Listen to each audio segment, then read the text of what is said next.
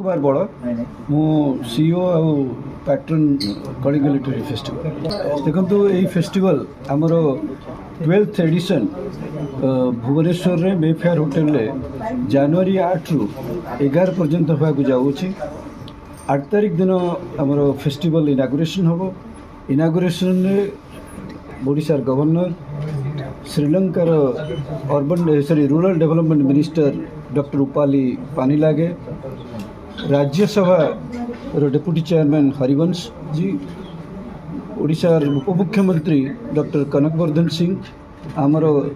सांस्कृतिक मंत्री सूर्यवंशी आमर Jnanpith award winner doctor Pratibha Ray Australian high commissioner mister Philip Green एमाने इनागुरेशन दिन